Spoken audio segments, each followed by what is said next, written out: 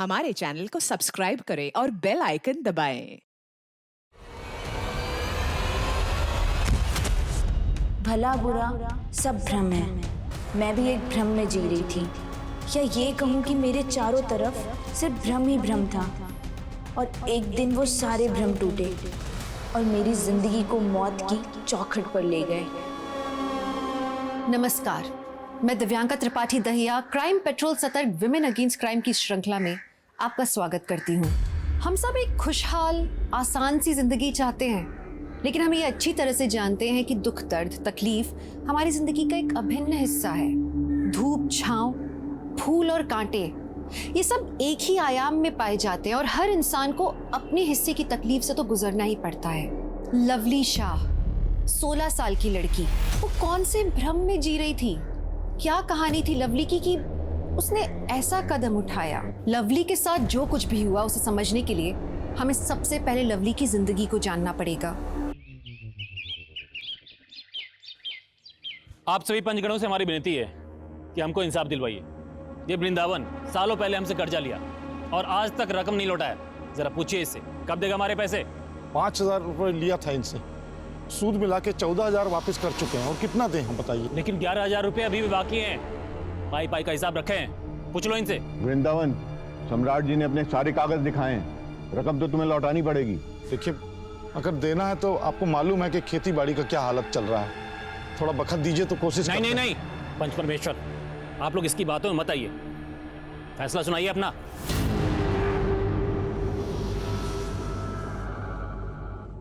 वृंदावन, तुम्हें 15 दिन की मोहलत दी जाती है। अगर रकम नहीं लौटाई तो। वाह, क्या न्याय किया है। गरीब पर जुल्म और साहूकार को सलाम। ए लवली, बीच में मत बोल। मालूम नहीं पंच परमेश्वर होते हैं? ए वृंदावन, समझा ले इसको। पंचायत के बीच में लड़की बोले शोभा नहीं देता। और आप जो पिछले 5 सालों से सूद का चक्कर घुमा घुमा कर कर्जा वसूली कर रहे हैं, आपको शोभा देता है? जानते हैं किससे बात कर रही है? क्या बोल रही है? पंचायत में लड़की नहीं बोलती है। चलो जाओ। आज की लड़कियां पंचायत तो क्या पार्लियामेंट में भी बोलती हैं, और हम भी बोलेंगे। अगर कुछ गलत होगा ना तो हम बोलेंगे। वृंदावन, समझा इसको, वरना ठीक नहीं होगा। तुम घर जाओ। अरे तुम घर जाओ, क्या बोल रही हो तुम? अरे घर जाओ ना तुम।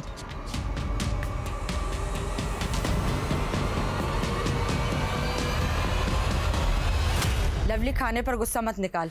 वैसे भी गलती तेरी थी। तूने आज तक गांव की किसी भी औरत को पंचों के बीच बोलती हुए सुना है? सालों से ये जो सड़ी गली प्रथा चल रही है, इसे कब छोड़ेंगे हम? आप मुझे एक बात बताइए, सालों पहले सती प्रथा होती थी ना? आज है ये सब? नहीं है ना? अरे हम अंग्रेजों के गुलाम हुआ करते थे, आज है? नहीं ना? सब कुछ बदलता है और बदलना भी चाहिए, और इस बदलाव के लिए आवाज उठानी पड़ती है। तुम्हारी बातें सुनकर हमको विश्वास ही नहीं होता कि रमा दीदी का कोई असर भी है। प्लीज माँ को मत लाइए बीच में। क्या हुआ? हम पानी लाते हैं आपके लिए। देखो, दोबारा पंचों के बीच में मत बोलना। तो अभी तो माफी मांग लिए तुम्हारे नाम पे हम। आप कितना डरते हैं उनसे। लवली, हम कह रहे हैं बापू कुछ मत बोल। वाह कन्हैया भैया, आपकी ये भारी भरकम आवाज पंचों के सामने तो नहीं निकली, या मुझे समझा रहे हैं?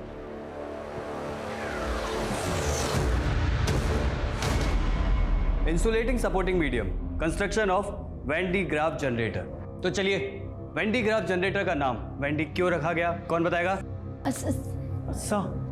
गौतम, तुम बताओ। Sir, Robert J Van Graaff नाम के वैज्ञानिक ने इसे इन्वेंट किया था, इसीलिए। वेरी गुड, शाबाश। तो अब ये बताओ, वैन डी ग्राफ जनरेटर का इस्तेमाल कहाँ होता है? हम बताएं सर? चलो कोई बात नहीं, हम बताते हैं। वैन डी ग्राफ जनरेटर का इस्तेमाल हाई वोल्टेज जनरेट करने के लिए किया जाता है। याद रहेगा ना आप सबको? Yes sir. हाँ, गुड। लवली, तुमको सब आता है ना? बहुत होशियार हो ना तुम। अच्छा तो चलो ये बताओ, साइक्लोप शील्ड जनरेटर किसने इन्वेंट किया? बोलो। सर, जाने माने वैज्ञानिक अज्ञे ने किया था।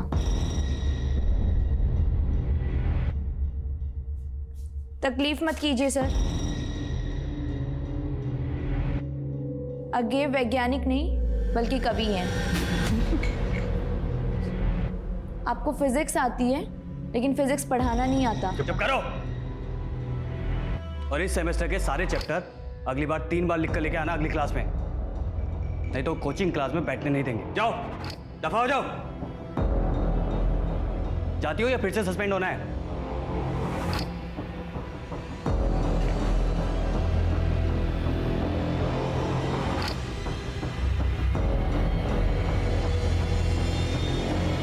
हाँ तो बच्चों,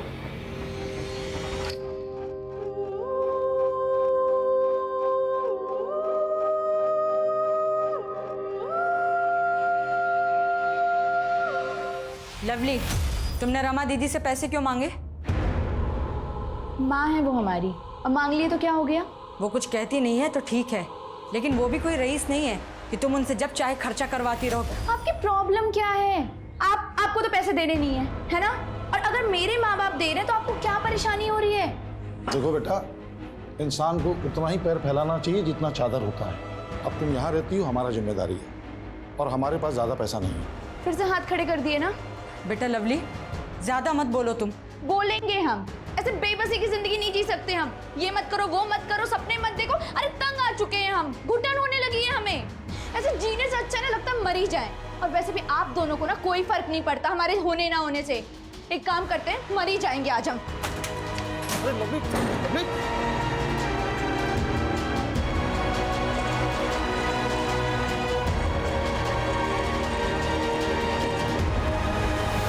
लड़की,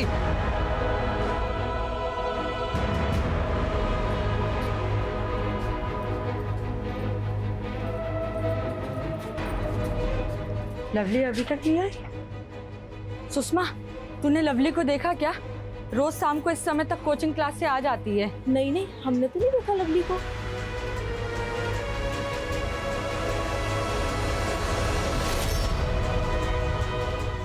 तो क्या हुआ सुंदरी? नंदू बता रहा है डरी हुई है तुम, फौरन भाग के आ गए हम। लवली अभी तक घर नहीं आई है। सुनो, एक काम करो, तुम इधर देखो, हम उधर देखो। हाँ ठीक है, जाओ।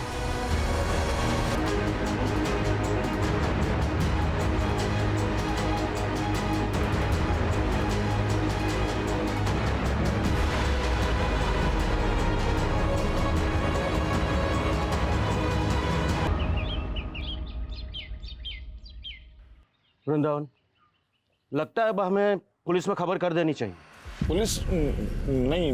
वृंदावन, पुजारी जी एकदम ठीक कह रहे हैं। हम सब लोग तो लवली को ढूंढ ही चुके हैं, अब केवल पुलिस ही ढूंढ सकता है उसे।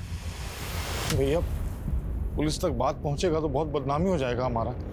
लोग पता नहीं क्या क्या बात बनाएंगे। बस लोगों को पड़ा है, और हमारी बिटिया का क्या? हम जाते हैं पुलिस के पास। अरे लेकिन तुमको जाने का जरूरत नहीं है, हम जाएंगे थाने। हाँ भैया, अरे क्या हुआ?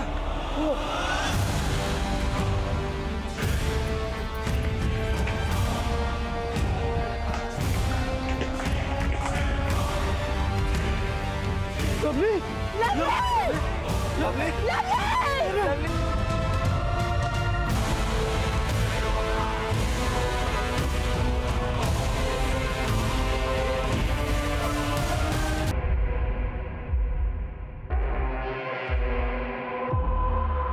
इस लड़की की साइकिल नीचे खड़ी है, उस पर बैग भी है। देखकर तो ऐसा ही लग रहा है कि वो खुदकुशी के मकसद से ऊपर आई हो। उसने साइकिल नीचे खड़ी की, छत पे आई और फिर यहाँ से कूद गए। कुमार सर, बॉडी को पोस्टमार्टम के लिए भेज दो।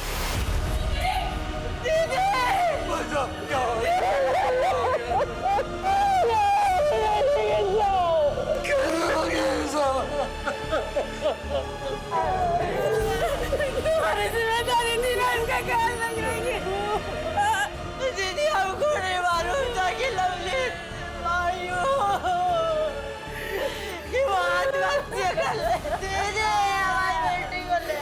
हम लवली को तुमसे भी ज्यादा जानते हैं। वो खुदकुशी नहीं कर सकती, नहीं कर सकती। पुलिस तो कह रही है। कुछ भी कहे, हम नहीं मान सकते। हमारी लवली खुदकुशी नहीं कर सकती। जरूर लवली के साथ कुछ हुआ होगा। हमारे जब तक इसका पता नहीं चलता, हम चैन से नहीं बैठेंगे। हमारी बेटी को ले आओ दीदी, हमारी बेटी को ले आओ।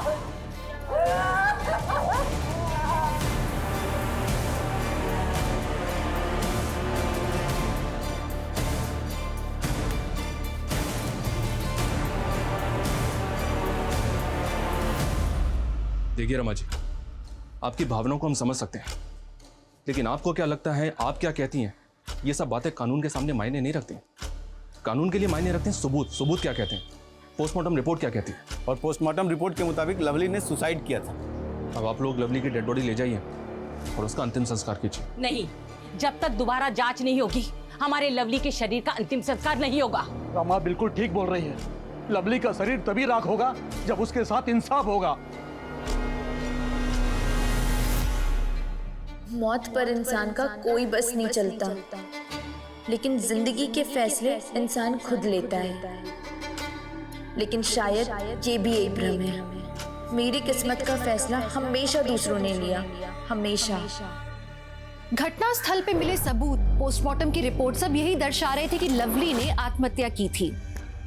लेकिन रमा इस बात को मानने को तैयार नहीं थी। वो चाहती थी कि इस केस की दोबारा जांच हो। अगर ये मान भी लिया जाए कि ये आत्महत्या का नहीं हत्या का केस है, तो भी सोचने वाली बात यह है कि रमा इतने यकीन के साथ कैसे कह रही थी। खैर, परिवार का विक्टिम को अंतिम संस्कार देने से इनकार करने का फैसला कारगर साबित हुआ। देखते ही देखते इस मामले ने तूल पकड़ा और केस अखबार की सुर्खियों तक पहुंच गया। अच्छी बात यह हुई कि लवली की कम्युनिटी ने भी आवाज उठाई और पब्लिक सेंटिमेंट्स को ध्यान में रखते हुए री इन्वेस्टिगेशन के लिए केस क्राइम ब्रांच को सौंपा गया।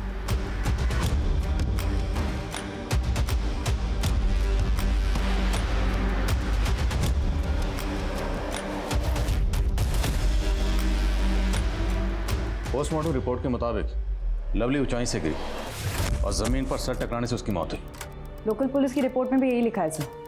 पड़ोसियों से पता चला कि लवली पढ़ने के लिए कोटा जाना चाहती थी, लेकिन घर वालों ने मना कर दिया तो वो काफ़ी अपसेट थी। हमारे लिए महज एक केस हो सकता है, लेकिन किसी ने अपनी बेटी खोई, और अगर उसके साथ कुछ नाइंसाफी हुई है तो उसे इंसाफ दिलाना हमारा फर्ज है। विक्टिम की फैमिली से मिलना पड़ेगा। लवली को और उसके मन को बहुत अच्छी तरह से समझते थे। हमारी लवली खुदकुशी कर ही नहीं सकती। कितने सपने थे उसके, कितना कुछ करना चाहती थी वो। देखिए, आपके जज्बात मैं समझता हूँ, लेकिन हमारे लिए जानना जरूरी है, क्या लवली किसी बात को लेकर परेशान थी? उसने कभी कुछ कहा हो आपसे या आपने कुछ देखा हो? सर, लवली की मौत के एक दिन पहले उसने हमें फोन किया था। तो हम क्या करें मम्मी? हमको कोटा जाकर आईआईटी की तैयारी करनी है।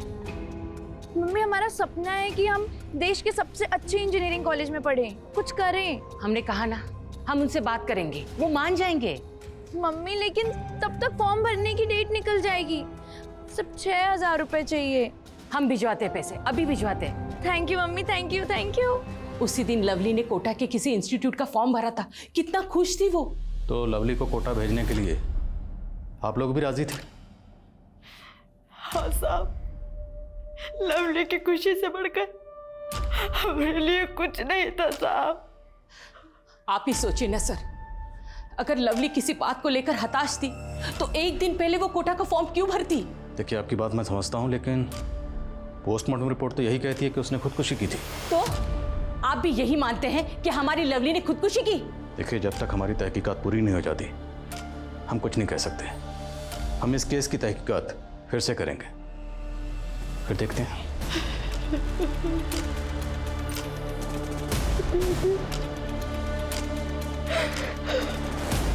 जी नहीं, हमारी तरफ से तो कोई कोताही नहीं बरती गई।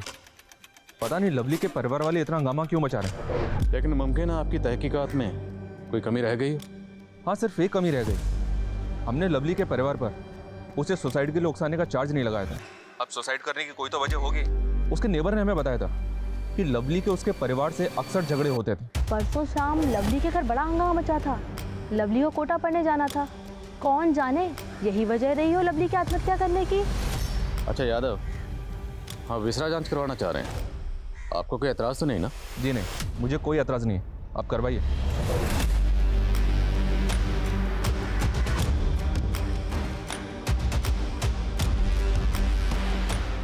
सर, इस रिपोर्ट के मुताबिक लवली ने खुदकुशी नहीं की। No traces of blood in lungs. अगर मौत गिरने से हुई होती तो लड़की की सांस के साथ उसके लंग्स में ब्लड आता, मतलब जमीन से टकराने से पहले ही उसकी मौत हो चुकी थी।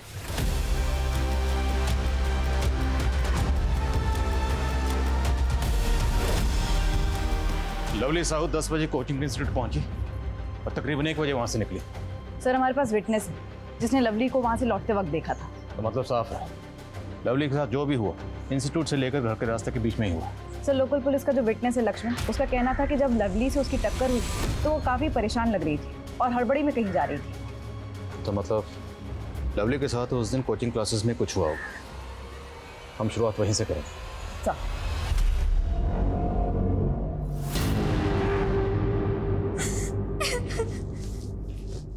हाय पूनम। तू रो क्यों रही है? देख कितना गंदा गंदा लिखा है हमारे बारे में। हमारा नंबर भी दिया है। कब से बंदे बंदे मैसेज आ रहे हैं फोन पर। अगर घर वालों को पता चला तो पता नहीं क्या होगा। सोचते हैं कि नंबर ही बदल दे। नहीं पूनम, ऐसा करने की कोई जरूरत नहीं पड़ेगी, तू टेंशन मत ले। अरे ये तो बॉय वॉशरूम की दीवार है। क्या? हाँ, हमारे यहाँ ऐसी टाइल्स है। तू चल चल, तू मेरे साथ चल। अरे लेकिन लवली, गुस्से में कुछ मत करना। तू चुप रहे गौतम। हाँ भाई, देख ले, ये हमारे इंस्टीट्यूट की लड़की है। तो एक बार फोन करके तो देख। आई स्वेयर टू गॉड, तू एक बार कॉल तो कर। शुभांकर, ये सब तूने किया है? हम तो बस फोटो ले रहे थे। फोटो ले रहा था तू। चल बाहर। लवली हमारी बात नहीं। लड़की को बदनाम करेगा, लड़की को बदनाम कर रहा है तू। हाँ, तूने पूनम को बदनाम करने की कोशिश की ना। अब तू देख कि हम तुझे कैसे बदनाम करते हैं। अगर तुझे सस्पेंड ना करवाया ना तो हमारा नाम भी लवली नहीं। नहीं प्लीज लवली, ऐसा मत करना। अरे हमने कुछ नहीं किया। कुछ नहीं किया तूने? फोन निकाल तेरा, फोन निकाल। अरे हम तो बस खोल फोन। फोटो ले रहे थे। अच्छा, कुछ नहीं किया मैंने।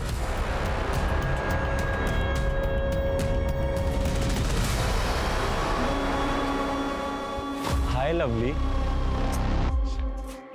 बड़ा ही प्यारा नाम है ना।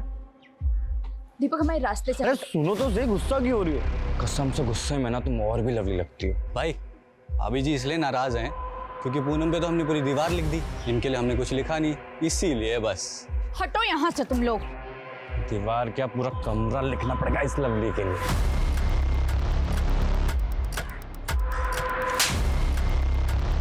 आइंदा अगर हमारे रास्ते में आए ना, हम दोनों का मुंह तोड़ देंगे।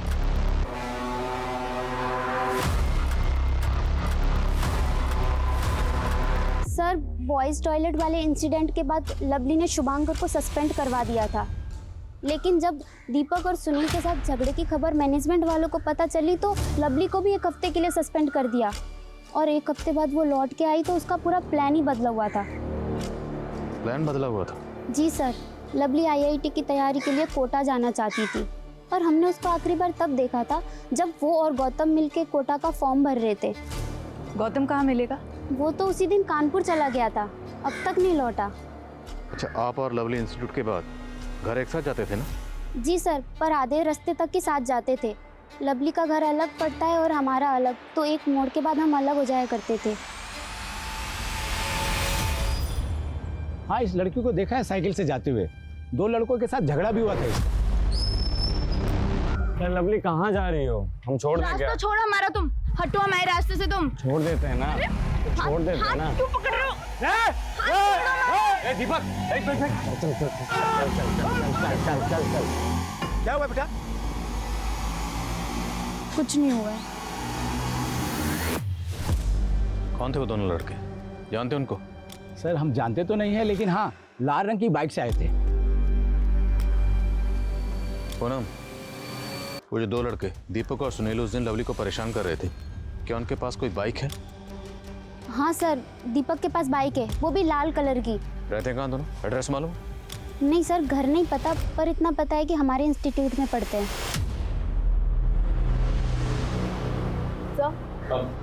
सर, दीपक और सुनील के एड्रेस इंस्टीट्यूट से मिल गए हैं, जल्द ही दोनों गिरफ्त में होंगे। सर, उस्मान खबरी ने एक काम की न्यूज़ दी। लवली को जिस बिल्डिंग से फेंका गया था वो बिल्डिंग सम्राट सिंह की है। सम्राट सिंह? लवली के गांव का एक बड़ा साहूकार है। लवली के पिता वृंदावन ने उससे काफ़ी कर्जा ले रखा था जो कि वो चुका नहीं पा रहा था। इस बात को लेकर दोनों का भरी पंचायत में काफ़ी झगड़ा हुआ था। बुलाओ उसे। सर, देखिए, आप हम पे बेकार में शक कर रहे हैं। हमारा इस केस से कोई लेना देना नहीं है। जिस दिन लवली की मौत हुई हम तो गांव में थे भी नहीं। और तो गांव जा भी नहीं पाएगा भी वापस, अगर सच नहीं बोलेगा। बोलो, लवली के फादर वृंदावन के साथ पैसों को लेकर झगड़ा हुआ था ना तुम्हारा? अरे साहब, हम साहूकार हैं, लोगों के सुख दुख में ब्याज पर पैसा देके उनकी सहायता करते हैं। अब अगर कोई ग्राहक हमारा पैसा नहीं लौटाएगा, ब्याज तो चढ़ाना पड़ेगा। यही तो धंधे का उसूल है। हमारा भी एक उसूल है, जब तक सच नहीं सुनते यहाँ से जाने नहीं देते। हमने कुछ नहीं किया है साहब। लेकिन लवली की बॉडी को तुम्हारी बिल्डिंग से नीचे फेंका गया था। अरे साहब, हम आपको यही तो समझा रहे हैं। हमें अगर लवली को मारना होता तो उसकी लाश को अपनी बिल्डिंग से नीचे क्यों फेंकते, ताकि हम खुद ही फंस जाएं। सम्राट की बात में लॉजिक तो है। अगर इसने लवली को मारा होता तो वो उसे खुद ही अपनी बिल्डिंग से नीचे क्यों फेंकेगी? क्योंकि इससे तो सबसे पहला शक इसी पे जाएगा। सर, तो हो सकता है कि किसी और ने सम्राट और वृंदावन की दुश्मनी का फायदा उठाया, इसलिए लवली की बॉडी को सम्राट की बिल्डिंग से नीचे फेंका, ताकि अगर वो सुसाइड ना भी दिखे तो कत्ल का शक सम्राट पर जाए। सवाल यह है कि लवली उस दिन इतनी हड़बड़ी में क्यों थी? क्या वो बिल्डिंग में किसी से मिलने वाली थी? डू वन थिंग, बिल्डिंग के आसपास जितने भी लोग रहते हैं सब पर नजर रखो। सर। और दीपक और सुनील? सर, वो दोनों फरार हैं और शुभांकर भी सस्पेंशन के बाद से अपने घर नहीं पहुंचा है। पता लगाओ तीनों कहाँ छुपे हैं। जी सर। एक बात और, लवली का परिवार उसका अंतिम संस्कार करना चाहता है। ठीक है, और रिलीज कर दो। सर।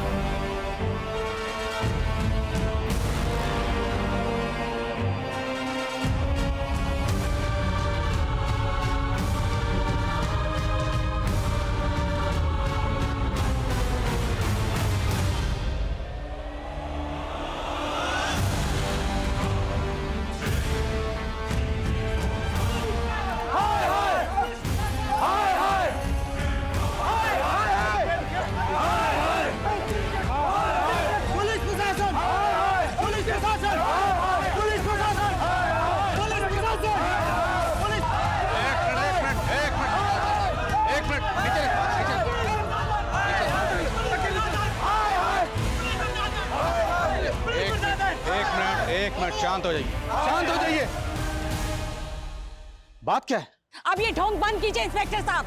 पहले आप लोगों ने कहा कि हमारी बेटी ने आत्महत्या की, और आप लोगों ने हमसे ये बात भी छुपाई कि उसका हुआ था। ये आप क्या कह रहे हैं? हम सही कह रहे हैं।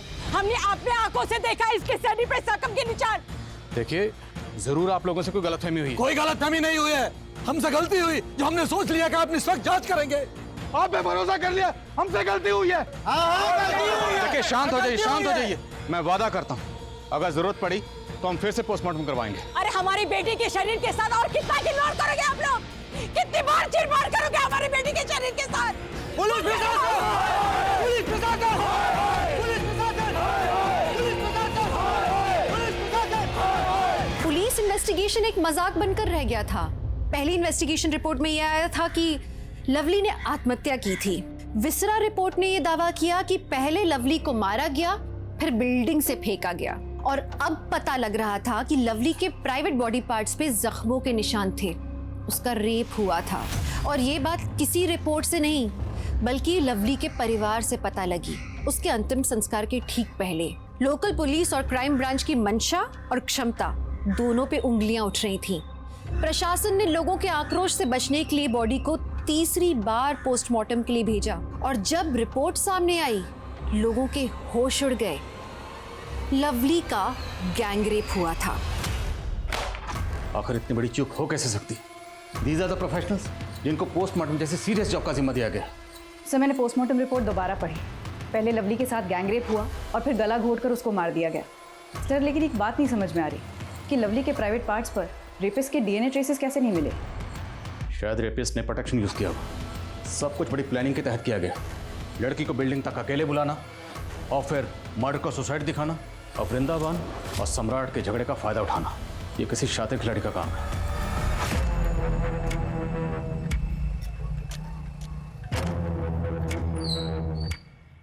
शुभंकर, हेलमेट पहन ले, पुलिस ढूंढ रही है हम लोगों को। जल्दी बैठ। क्या लवली पिछले 13 साल से अपने मौसा मासी के साथ रह रही थी? जी सर, अभी अभी उस्मान ने खबर दी। दरअसल लवली के पैदा होने के कुछ समय बाद ही लवली की मां सुंदरी ने लवली को अपनी बड़ी बहन रमा को सौंप दिया था। क्योंकि रमा की कोई औलाद नहीं थी। लेकिन 2 साल पहले वो लोग लवली को उसके माँ बाप के पास वापस छोड़ गए। 2 साल पहले ऐसा क्या हुआ था कि लवली अपनी जन्म देने वाली माँ के पास वापस आ गई? सर ये तो अब तक पता नहीं चला। तो कहीं इस केस के तार 2 साल पहले हुए इस हादसे तो नहीं जुड़े हुए? लवली की मौसी रमा से मिलना पड़ेगा।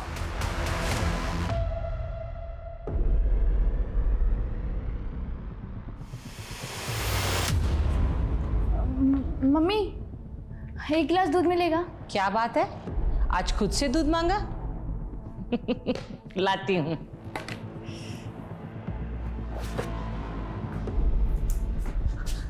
यहाँ क्या कर रहे हो? ये तुम्हारे लिए, पकड़ो, इसे पढ़ना जरूर, ठीक है?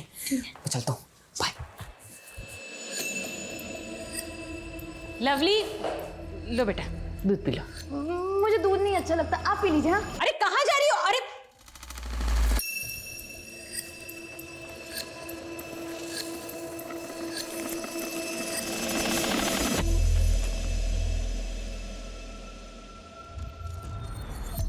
हम शादी कब करेंगे?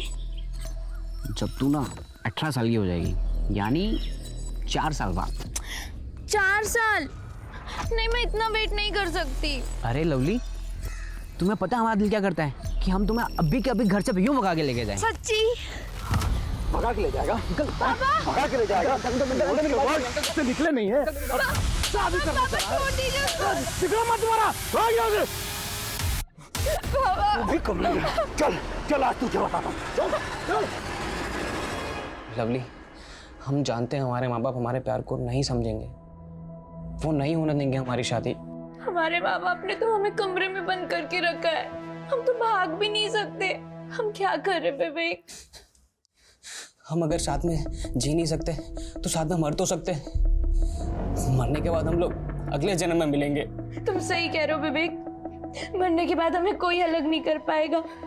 तो ठीक है, इस संडे को 12 बजे एक साथ एक टाइम पे हम लोग सुसाइड करेंगे। हाँ वादा, संडे को ठीक 12 बजे।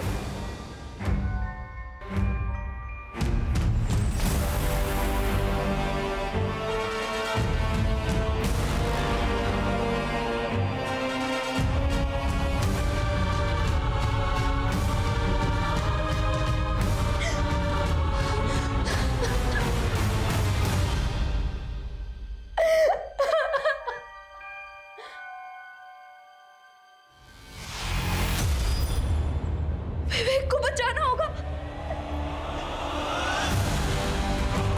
मम्मी, मम्मी दरवाजा खोलो, मम्मी दरवाजा खोलो, मम्मी प्लीज दरवाजा। मम्मी, लवली, लवली कहाँ जा रहे हो? लवली, लवली,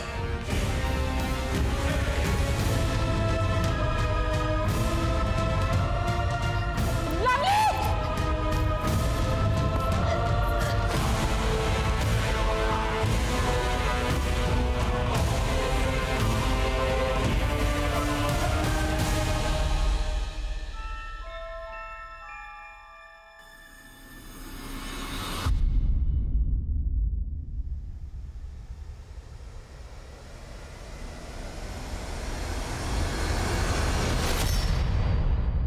बिहारी जी, हमने पता किया, विवेक के साथ हुए उस हादसे के बाद ही आपने लवली को यहाँ भेजा था। इसके अलावा हमारे पास कोई और रास्ता भी तो नहीं बचा था साहब। दरअसल उस हादसे के बाद लवली सदमे में थी। विवेक की मौत के लिए वो खुद को जिम्मेदार मानती थी। उसकी ये हालत देखकर ना चाहते हुए भी लवली को हमने अपने आप से अलग किया और उसे यहाँ भेजा ताकि वो उस सदमे से उभर पाए। तो यहाँ आने के बाद लवली उस सदमे से उभर पाई थी? साहब, वो धीरे धीरे तो यहाँ के माहौल में ढलने लगी थी, लेकिन वो पहले वाली लवली नहीं रह गई थी। उसकी हंसी में भी एक उदासी थी साहब, और उसने अपने अंदर जो गुस्सा दबा के रखा था वो कभी भी फूट पड़ता था। जाहिर सी बात है, इतने बड़े हादसे के बाद उसे प्रोफेशनल काउंसलिंग की जरूरत थी, अपने माँ बाप की जरूरत थी, उसे आप लोगों के साथ की जरूरत थी। करते भी तो क्या करते साहब, विवेक के पिताजी वकील थे, उन्होंने लवली और हमारी जिंदगी हराम करके रख दी थी साहब। कई बार पुलिस आती थी हमें परेशान करने के लिए, और 1-2 बार तो उन्होंने गुंडे भी भेजे थे। गुंडे? हाँ, विवेक का मामा किसी गुंडे से कम नहीं है। 1-2 बार तो इनके साथ भी मारपीट की थी। वहां वो हमसे बदला निकालते और यहाँ मेरी बहन के परिवार को परेशान करते थे। वो विवेक का मामा लवली का पीछा करते करते यहाँ तक आया था। सर वो कई सालों से पीछे पड़ा हुआ था और विवेक का मामा कोई और नहीं, सम्राट सिंह है। मान गए साहब, गड़े मुर्दे उखाड़ना कोई आपसे सीखे। हमारे भांजे की मौत के जख्म को आज आपने फिर से कुरेद दिया। हमारे पास फैक्ट है और तुम्हारे पास मोटिव नहीं साहब, हमें अगर ऐसा करना होता तो 2 साल तक इंतजार नहीं करता, उसी समय निपटाती होते उसको। देख सम्राट सिंह, साहू परिवार के साथ तेरी दुश्मनी की दास्तान सामने आ चुकी है। अब बेहतर यही होगा कि तू अपना गुनाह कबूल कर ले। साहब हमारी बात सुनिए, हम जान चुके कोई है जो फायदा उठा रहा है हमारे और वृंदावन के बीच के अनबन का, और उसी के झांसे में आके आप सब लोग भी गोल गोल घूम रहे हैं। गोल गोल तो तू घुमा रहा है हमें। समय सीधे रास्ते पर ला जरा से। सर, सम्राट के कॉल रिकॉर्ड्स चेक किए, क्लीन है, कोई सस्पिशियस एक्टिविटी भी नहीं। अब या तो ये सम्राट बहुत स्मार्ट है या फिर वाकई इसके और लवली के फादर वृंदावन के झगड़े का फायदा उठाकर कोई फंसाना चाहता है इस सम्राट को।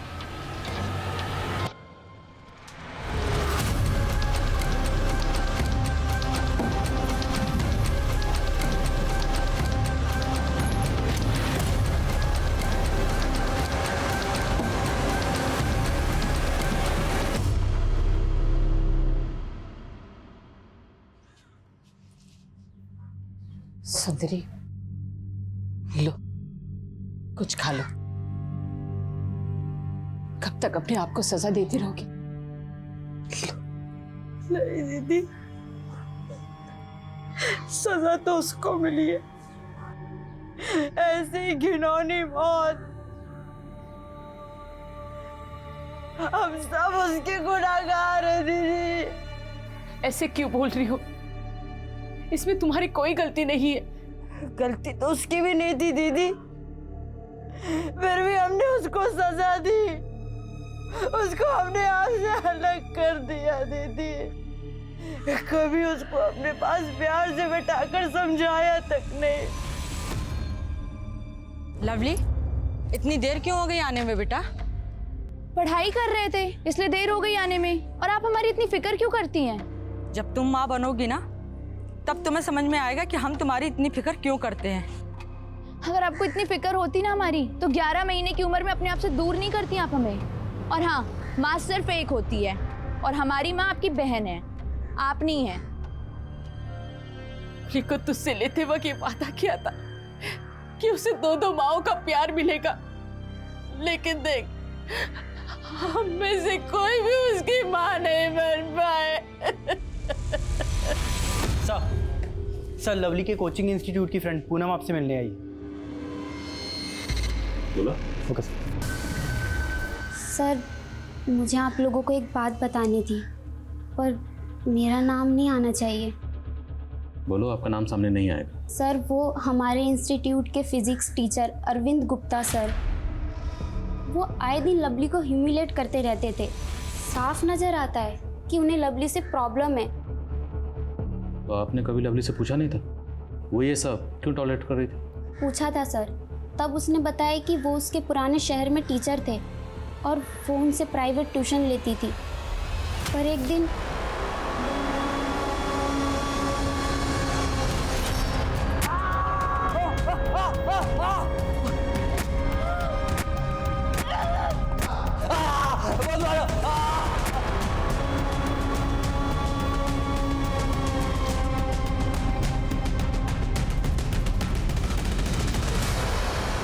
देखिए सर, मैं मानता हूँ मुझसे गलती हुई थी, लेकिन उसकी सज़ा मैं आज भी भुगत रहा हूँ। ये देखिए, पिछले 2 साल से अपने इस टूटे पैर के सहारे चल रहा हूँ सर। उसके बाद भी तो लवली को हैरेस करता रहा? नहीं सर, ऐसी बात नहीं है। हाँ, कभी कभी उसे देखकर पुरानी बात याद आ जाती तो अपने इस टूटे पैर का गुस्सा निकालने के लिए उसे छोटी मोटी सज़ा देता था। रेप और मर्डर छोटी मोटी सज़ा है? मैंने लवली का रेप नहीं किया और ना ही उसका मर्डर किया। मैंने कुछ नहीं किया सर। तुमने क्या किया क्या नहीं किया ये तो हम पता लगा लेंगे।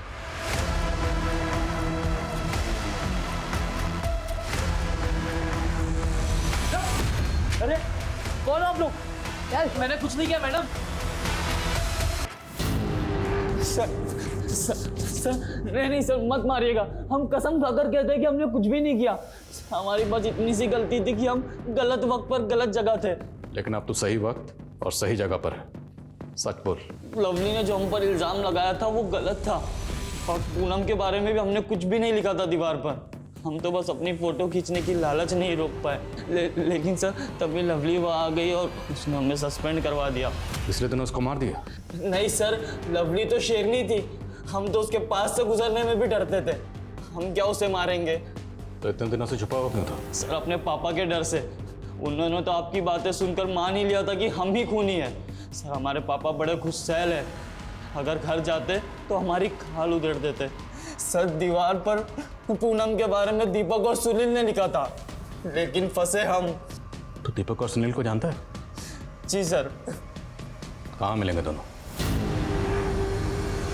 सर मैं प्लीज मत मारो सर। हम मानते हैं कि हमने पूनम के बारे में दीवार में बहुत गंदा लिखा था, और लवली को भी छेड़ा था हमने, पर सर हमने उसका खून नहीं किया सर। हाँ साहब, हमने लवली को नहीं मारा है। मुर्गा बनाओ इन्हें, और इन दोनों विद्यार्थियों को तब तक मुर्गा बनाकर रखो जब तक ये सच का अंडा ना। पुलिस के पास संदिग्ध कई थे, उन सबके पास मोटिव भी था मर्डर का, लेकिन किसी के भी खिलाफ कोई ठोस सबूत नहीं था। वक्त गुजरा जा रहा था, लेकिन लवली का केस वहीं के वहीं रुका पड़ा था। उसके गुनहगार कहीं आजाद घूम रहे थे। लेकिन कहते हैं ना, ऊपर वाले के घर में देर है, अंधेर नहीं। एक ऐसा क्लू पुलिस के हाथ लगा जिसने इन्वेस्टिगेशन का रुख ही बदल दिया। बहुत महंगा दाम लगा रहे हैं, लूट रहे हैं क्या? अरे नहीं भाभी जी, इतने सालों से हम दुकान कर रहे हैं, सबको लूटने बैठूंगा तो कैसे दुकानदारी होगी मेरी। मतलब काफी पुराने हैं आप यहाँ पे? हाँ, 15 साल पुरानी दुकान है हमारी। लगता है आप यहाँ नए आए हैं। हाँ भैया, हम कुछ दिन पहले ही आए हैं, लेकिन सुना है यहाँ किसी लड़की का मर्डर हो गया। कुछ पता चला उसके बारे में, कौन किया है वो मर्डर? हाँ भाभी, अब सही सुने हो, लेकिन पुलिस पूछताछ कर रही है। अब वैसे भी लड़कियां लड़कों के साथ गुलछर्रे उड़ाएंगी, यही सब कुछ होगा ना। गुलछर्रे उड़ाएंगी मतलब कुछ समझे नहीं हम। माफ करना, मरे हुए लोगों के बारे में कुछ बुरा नहीं बोलना चाहिए, लेकिन मैंने उड़ती उड़ती एक खबर सुनी है कि उस लड़की लवली का किसी लड़के के साथ चक्कर चल रहा था। कौन था वो लड़का? अब इतना तो नहीं हमको पता। वेरी गुड रेनू, गांव के और लोगों से बात करो और कोशिश करो कि कोई पुख्ता नाम हमारे हाथ लगे। जी सर।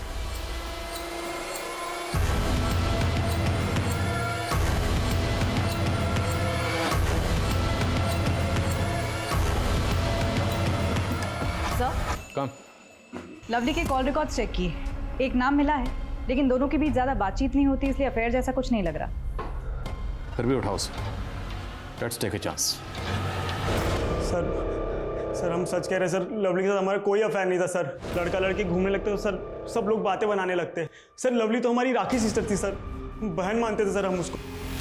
सर ये देखिए सर फोटो, सर नसीब से हमारे फ़ोन में फ़ोटो है सर, वरना सर जैसे आप हमें उठा लिए सर, लवली के भैया तो हमें पीट ही देते थे। लवली के भैया मतलब कन्हैया?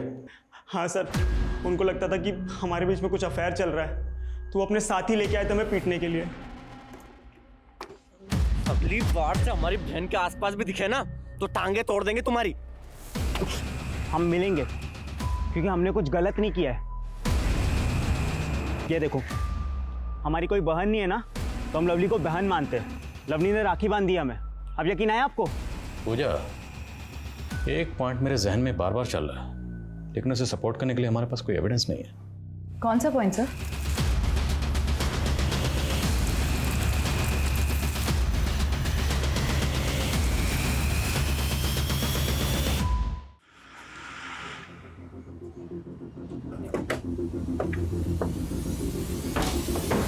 सर, आपका शक सही था। जिस दिन लवली का मर्डर हुआ उस दिन इस लड़के ने 1 डज़न कॉन्डम्स खरीदे थे। कम उम्र का लड़का है, न बीवी है न गर्लफ्रेंड। उठाओ इसे। सर हम कुछ नहीं किए सर, आप लोग फंसा रहे हमको। फंस तो गया, क्योंकि हमने उस दुकान का पता लगा लिया है जहाँ से तूने कॉन्डम्स खरीदे थे, और तू सीसीटीवी में भी उस दिन उसी बिल्डिंग की तरफ आते हुए दिख रहा है। अरे तू जल्दी चल, कन्हैया फिर से पगला गया है। क्या हुआ अंकित भैया? अरे उसको कोई फिर से भड़का रहा है कि तुम्हारा और गौतम का अफेयर चल रहा है। वहाँ गौतम को पकड़ के रखे हुए हैं। कहाँ पकड़ कर रखे हैं? सम्राट चाचा का नका वाला बिल्डिंग है ना, हाँ। उसके छत पे रखे हुए पकड़ के। भैया भैया गौतम कहाँ है? यहाँ कोई गौतम नहीं है, और हमने तुमसे कहा था ना उस गौतम से दूर रहना। तुमने उसने झूठ बोला हमसे। खुद की सगी बहन के साथ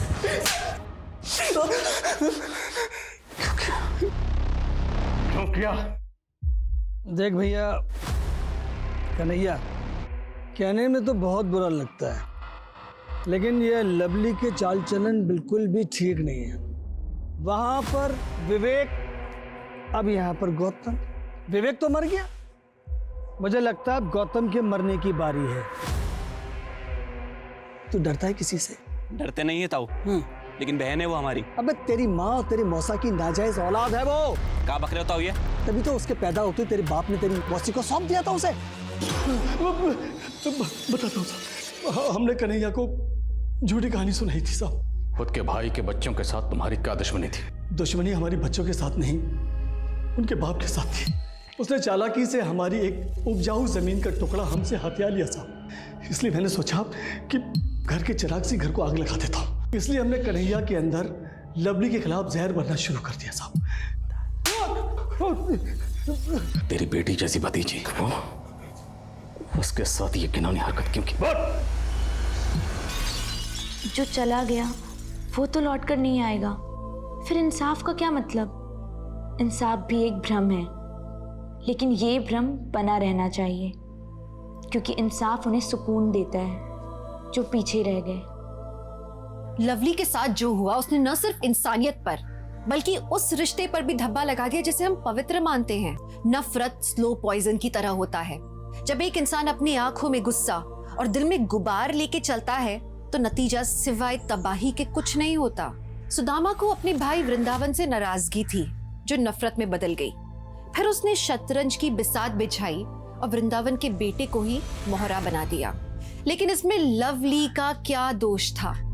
उसे किस गुनाह की सजा मिली? सदियों से यही होता आया है।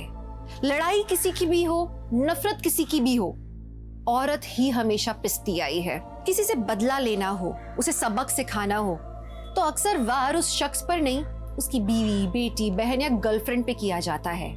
कहते हैं ना कि किसी को अगर चोट पहुंचानी है तो सबसे पहले उसकी सबसे कीमती चीज को ठेस पहुंचाओ।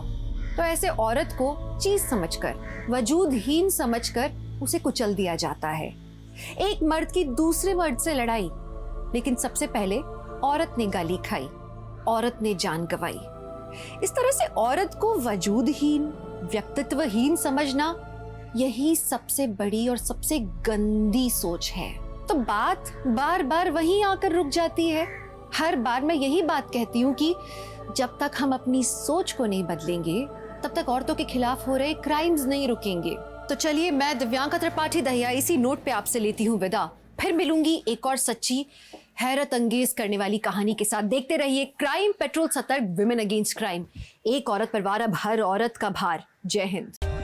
For more updates, subscribe to our channel, click the show links and enjoy watching the videos.